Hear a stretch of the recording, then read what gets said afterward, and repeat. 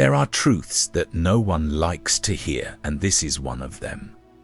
Jesus spoke of a single, unmistakable sign that will mark the point of no return. It is not an internet theory. It is not a human prediction, and much less a sensationalist rumor. It is the very voice of the Son of God saying, "When ye see this, it will be too late." Strong, yes, but necessary. Because while many argue about whether or not we are living in the last days, God's clock keeps ticking. And the most disturbing thing is that this signal will not come hidden. It will be before the eyes of the world, but few will recognize it. Why? Because the deception will be so well constructed that even church people will think everything is fine.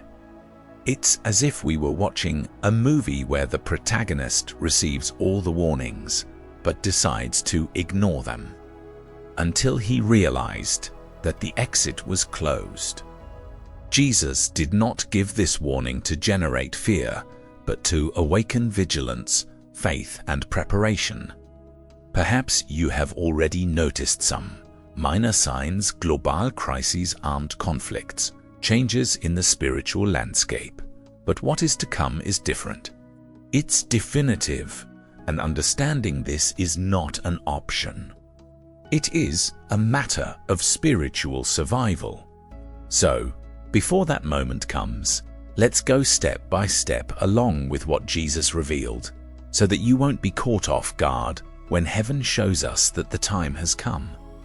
There are times in life when opportunities knock on the door, but there are also those moments when the door closes forever. Jesus spoke of a sign so clear and unmistakable that no one could say, "I did not notice." This sign would not be something hidden or subtle. It would mark the point of no return, when the tribulation would become inevitable and salvation, for many, would be out of reach. It's like when a bridge collapses right behind you, those who didn't cross in time don't cross anymore. The alert was not to scare, but to awaken the vigilance before it was too late. Imagine someone waiting for a bus that will pass only once in their life.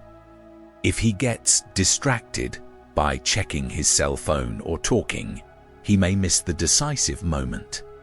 Likewise, this signal will not come again and again. It will be unique. And when it does, there will be no room for last-minute regret. Therefore, the recommendation was simple and direct: do not live in distraction. Like someone who does not notice traffic signs and then suffers the impact. The most dangerous deception is to think that there will always be more time. And let's face it, we live in a day when distractions compete for our attention like pushy salespeople in a crowded marketplace. Many spend energy debating theories and forget to observe the clear signs that are already on the horizon. Prophecy does not miss the clock. This final sign will be the hallmark that the heavenly clock has struck the last hour of preparation. Whoever is attentive will see. Whoever is asleep will be surprised. And the most intriguing thing is that before this signal, other clues will have already emerged, such as pieces of a puzzle being placed little by little. On the Mount of Olives, with a panoramic view of Jerusalem, the disciples approached Jesus, restless, and asked the question that echoes to this day: "Tell us, when will these things be? And what will be the sign of your coming and of the end of the world?" Matthew 24:3. Jesus did not answer with parables this time. His words were direct, almost like a commander delivering instructions before a decisive battle.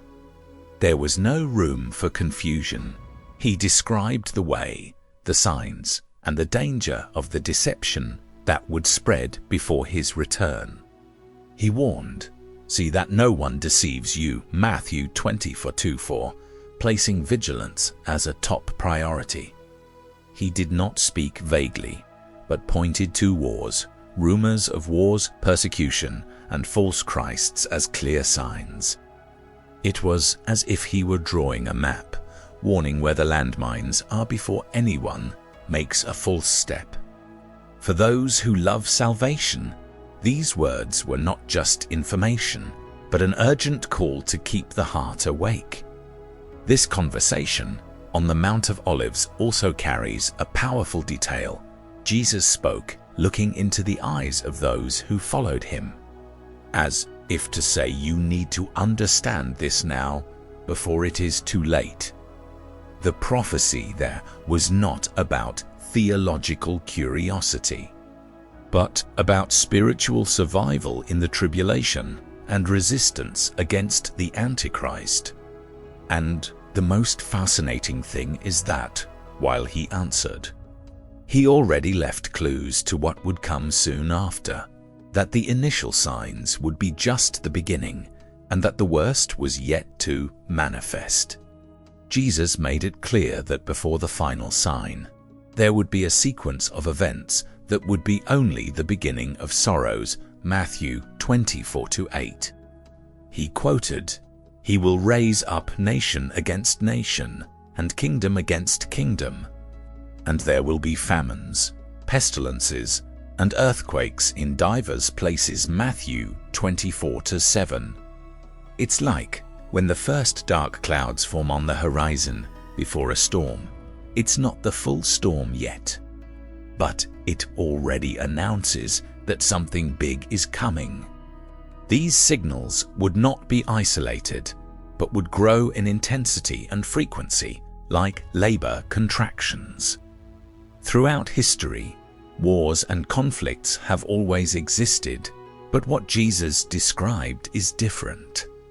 He spoke of a global, interconnected increase, with nations arming themselves like never before, and food crises affecting millions at the same time.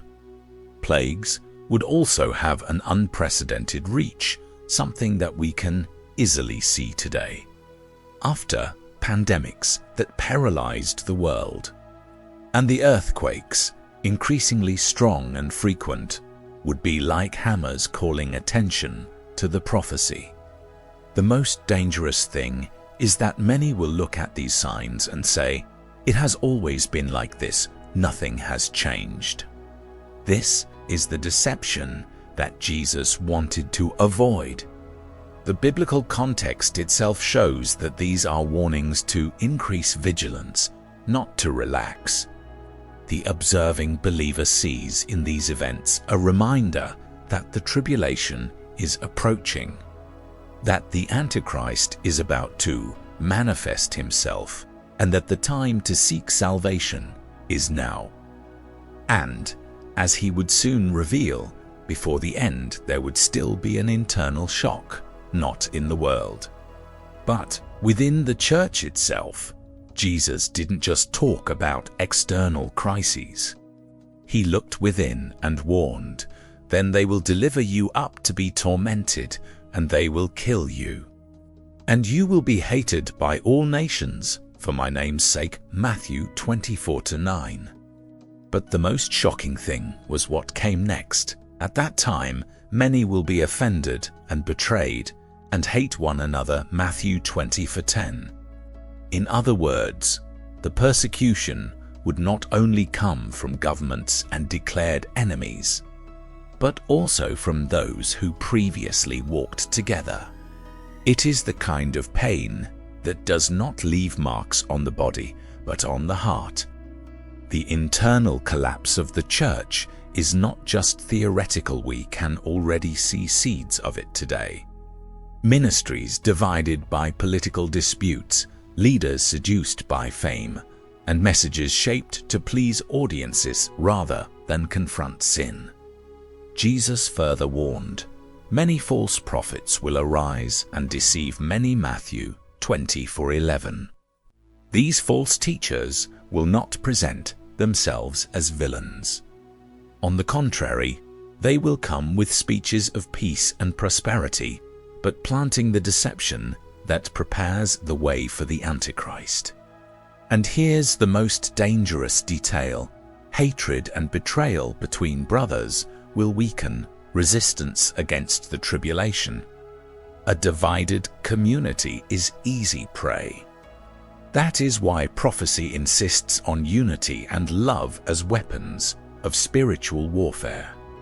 Those who are firm in salvation know that watching is not only observing the signs in the world, but also taking care that your own heart does not grow cold. And soon, Jesus would reveal that this inner betrayal would make room for an even more subtle and devastating kind of deception. Jesus issued a warning that seems to echo louder with each generation. For false Christs and false prophets shall arise, and they shall do great signs and wonders, that they would deceive even the elect. If it were possible, Matthew 20:24. Here, we are not talking about charlatans who are easy to identify, but charismatic leaders with pious appearances who even perform real miracles. The danger is that the deception will be so refined that it will not be based only on words, but on demonstrations of power that seduce emotion and weaken vigilance. Today it is already possible to see preachings that quote the Bible, but twist its meaning, creating a comfortable gospel without a cross. These false prophets know how to win hearts by promising salvation without repentance, glory without renunciation, and a life without tribulation. It's the perfect speech for a weary world. But it's exactly the kind of fertile ground the Antichrist will find to plant his roots in. And remember, Jesus' criterion was not by miracles you will know them, but by fruits you will know them, Matthew 7:16. Therefore, prophecy insists that the believer should not only evaluate what he sees, but examine the source, the doctrine, and the character. The deception of the last times will be like a camouflage trap, beautiful on the outside, deadly on the inside. Those who are not grounded in the Word will easily be enchanted. But soon, Jesus would bring out the most critical sign of all, the one that Daniel had prophesied centuries earlier and which would mark the official beginning of the Great Tribulation. Jesus made a point of linking his warning to the ancient scriptures, saying, "When ye shall see that the abomination of desolation, of which Daniel the prophet spoke, is in the holy place, let him who reads, let him understand." Matthew 20:15. Daniel had described an event in which a ruler would desecrate the temple. Daniel 9:27. 11:31. This will be the time when Antichrist reveals his true face, demanding worldwide worship, and the persecution will reach levels never seen in history. The prophecy is so serious that Jesus commanded immediate flight.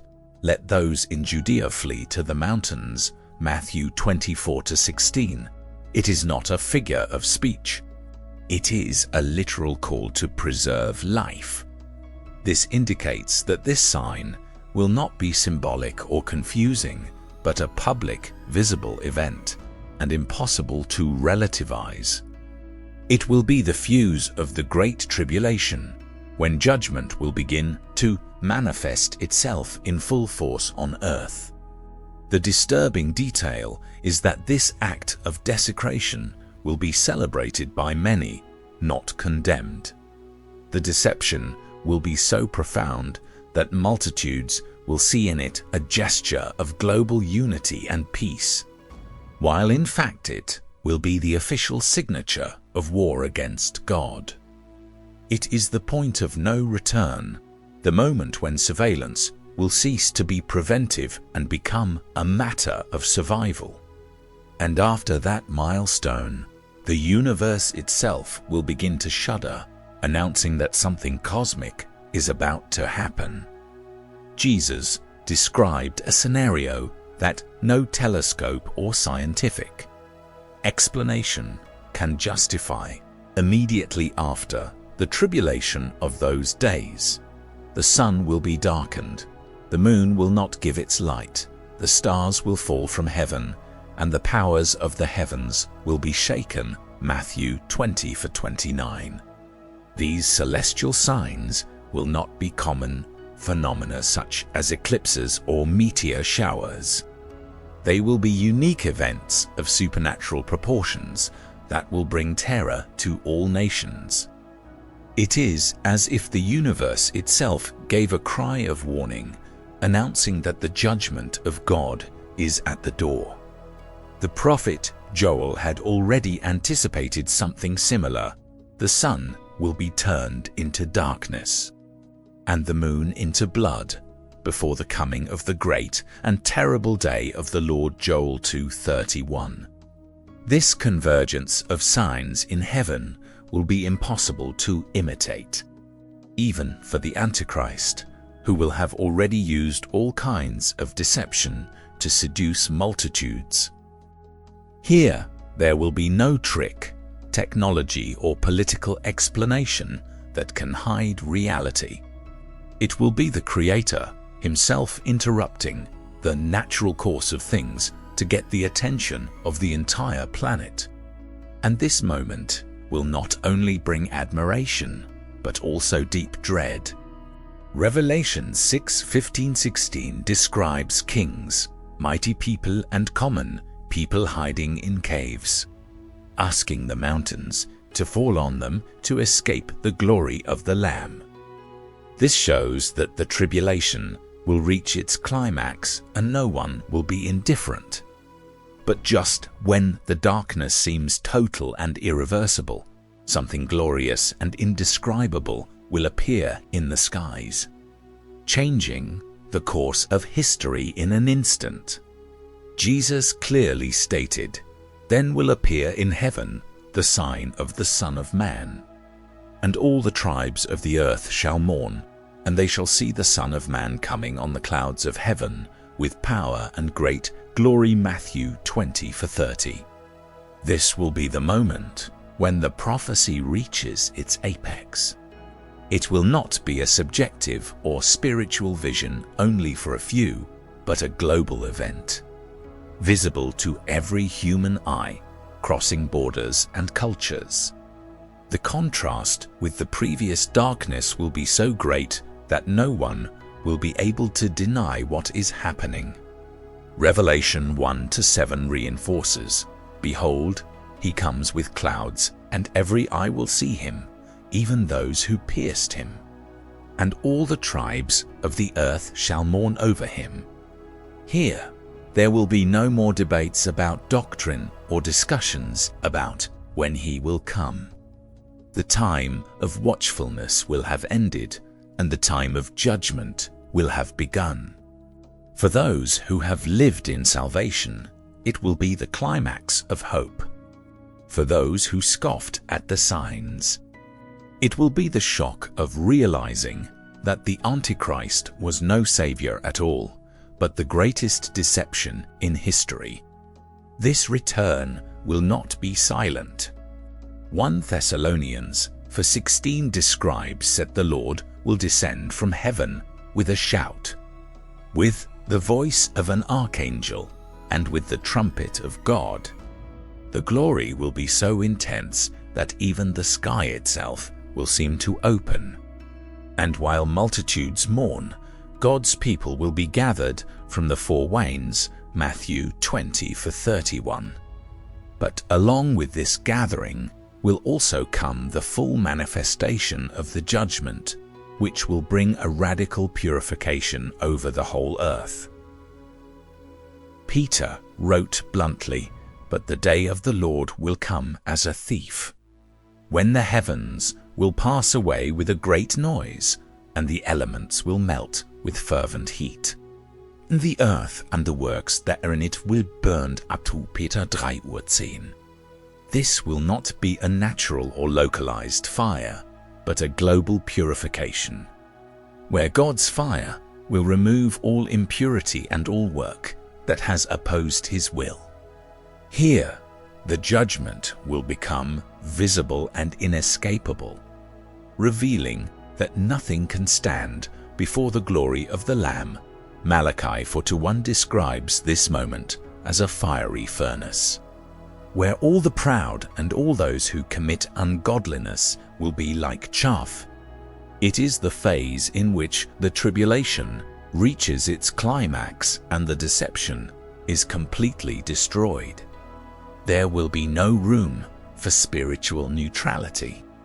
Every action, every decision, every word will have weight before the just judge. For those who have remained faithful, this purification will not be destruction, but definitive liberation from the chains of sin and persecution. After the fire will come the renewal. Isaiah 65:17 carries the promise, "For behold, I am creating new heavens and a new earth. And there shall be no remembrance of the former things, neither shall they be remembered." This shows that the goal is not only to condemn, but to restore. It is the end of an era marked by pain and the beginning of a time in which salvation will be fully manifested. But before we see this promise fulfilled, Jesus leaves one last call to keep the watch until the end. Jesus closed his discourse on the Mount of Olives with an object lesson. "Learn therefore the parable of the fig tree, when its branches are tender and leaves sprout. You know that summer is near. In the same way, when you see all these things, know that he is near, at the doors." Matthew 20:32-33. It is like a farmer who reads the season by the subtle changes in nature. Those who walk with God need to discern the signs and not be caught off guard. This vigilance is a lifestyle, not a last-minute effort. He reinforced, "Watch the therefore, for the know not what hour your Lord is coming." Matthew 20:42. Prophecy was not given to arouse curiosity, but to generate continuous preparation. In practice, this means cultivating daily a life of prayer, reading the Word, and resisting the multiplying deception. It also means keeping the heart clean, ready for salvation. Like someone who lives with a suitcase ready for a journey that can be called at any moment. The call to preparation is also an antidote to the spiritual persecution to come. 1 Peter 5:8 warns, "Be sober, watch. For your adversary the devil walks about like a roaring lion, seeking whom he may devour." It is a reminder that the tribulation is not just a future event, but a battle that is already going on. He who remains firm in the faith will live to see the glory of the Son of Man and enter into the promised rest. And it is precisely here that we begin to tie all the dots, going back to the initial message that brought us to this study. Now that you know every detail of Jesus' warning, the question is, what are you going to do with it? Will you leave this message as another biblical curiosity, or will you act before it's too late? Prophecy was not revealed to entertain, but to prepare. Each sign we speak of is a reminder that vigilance is daily and that deception does not take time off. So, if the point of no return has not yet arrived, it means that there is still time to seek salvation and live for the glory of God. What if today was the last day before that sign appeared? Would your heart be at peace? Would their decisions reflect faith or fear? Think about it. There is no point in knowing the verses if life is not aligned with what they ask for.